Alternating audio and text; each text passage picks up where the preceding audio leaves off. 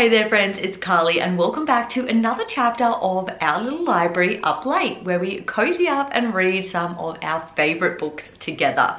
On tonight's agenda we have Malibu Rising by Taylor Jenkins Reid.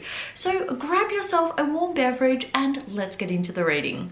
Malibu catches fire. It's simply what Malibu does from time to time. Tornadoes take the flatlands of the Midwest. Floods rise in the American South. Hurricanes rage against the Gulf of Mexico, and California burns.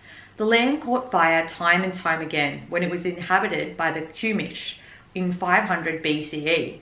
It caught fire in the 1800s when the Spanish colonizers claimed the area.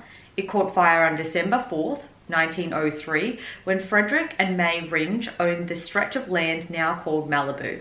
The flames seized 30 miles of coastland and consumed their Victorian beach house.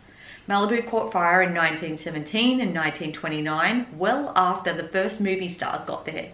It caught fire in 1956 and 1958, when the longboarders and beach bunnies trickled to its shores.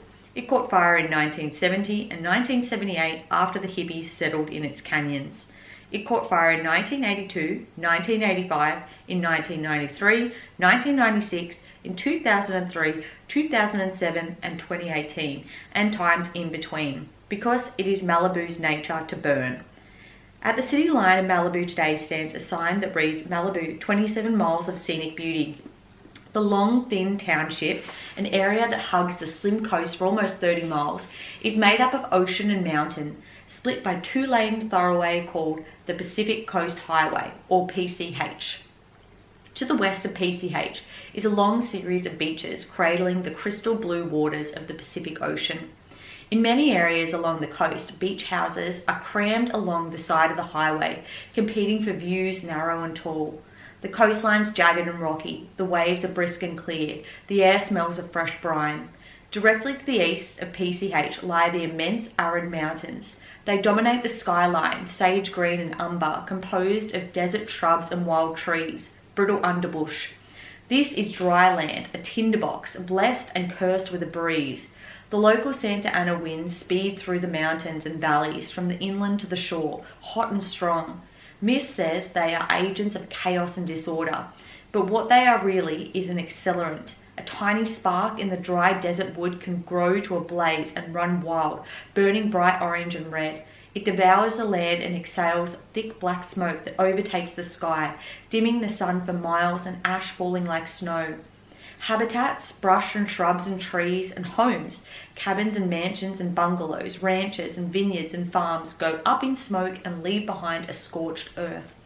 But the land is young once again, ready to grow something new. Destruction and renewal rising from the ashes, the story of fire. The Malibu fire of 1983 started not in the dry hills but on the coastline. It began at 28150 Cliffside Drive on Saturday, August 28th, at the home of Nina Riva during one of the most notorious parties in Los Angeles history. The annual party grew wildly out of control sometime around midnight. By 7 a.m, the coastline of Malibu was engulfed in flames. Because just as it is in Malibu's nature to burn, so was it in one particular person's nature to set fire and walk away. Saturday, August 28th, 1983. Part 1, 7 a.m. to 7 p.m. 7 a.m. Nina Riva woke up without even opening her eyes. Consciousness seeped into her slowly, as if breathing the morning to her gently. She lay in bed dreaming of her surfboard underneath her chest in the water before she began remembering reality, that hundreds of people were going to descend upon her house in just over 12 hours.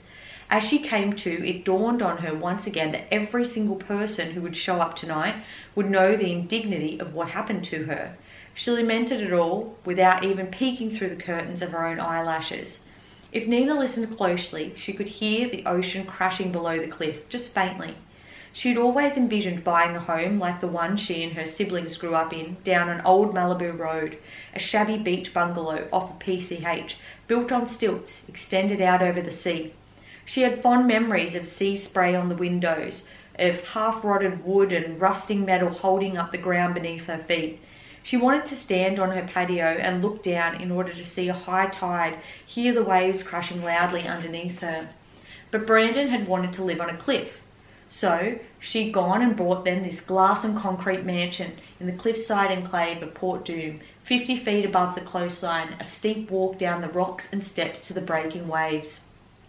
Nina listened as best as she could for the sounds of the water, and she didn't open her eyes. Why would she? There was nothing for her to see. Brandon was not in her bed. Brandon wasn't in the house. Brandon wasn't even in Malibu. He was at the Beverly Hills Hotel with its pink stucco and its green palm trees. He was, most likely, at this early hour, cradling Carrie Soto in his sleep.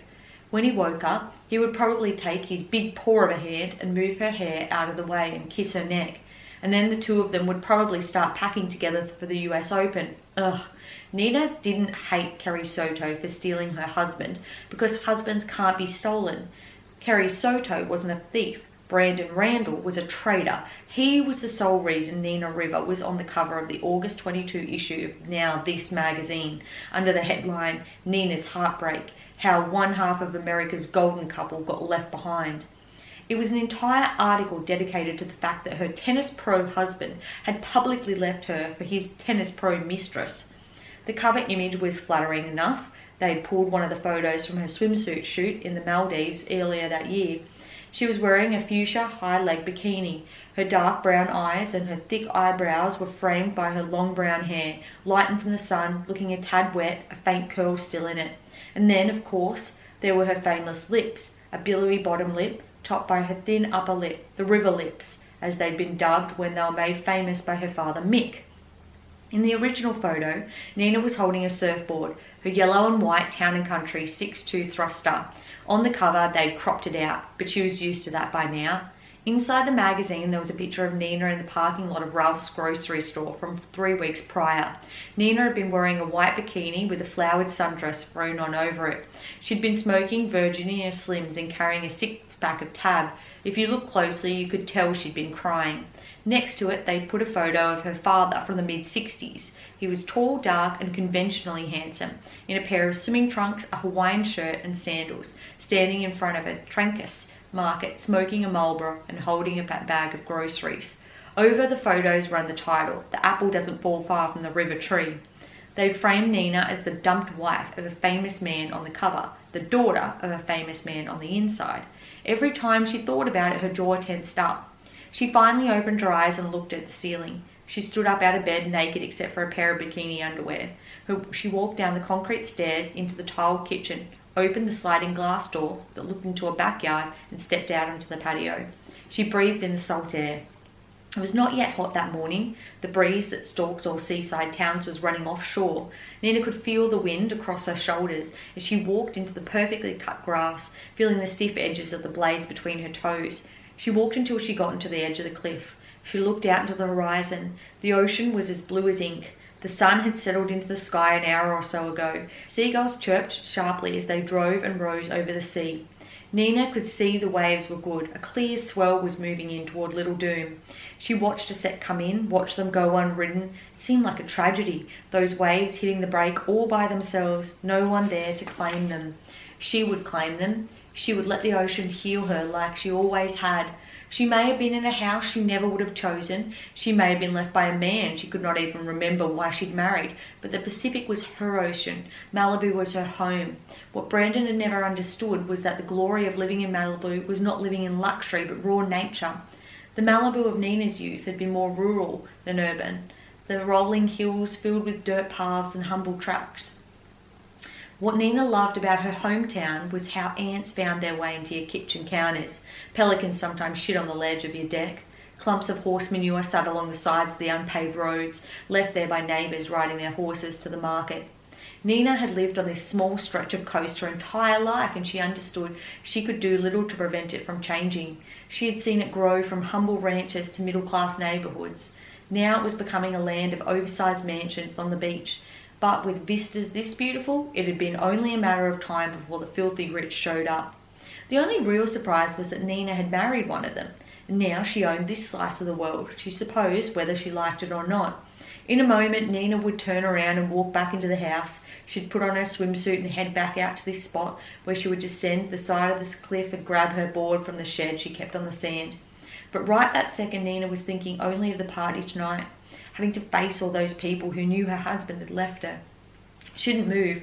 She wasn't ready to turn around. Instead, Nina Riva stood on the edge of the cliff she'd never wanted and looked out into the water she wished was closer, and for the first time in her quiet life, screamed into the wind. This first chapter does actually continue, but from the perspective of Jay and Hud Riva, which are Nina's brothers. If you liked this little sample and want to continue reading, I will leave a link down below to where you can purchase it online, but better yet, why not hit up your local library and see if you can borrow it for free. If you like this video, make sure to like and subscribe down below. I upload new ones every single week. With that being said, I hope you guys have a fantastic rest of your week, and I'll see you all in the next one. Happy reading, everyone.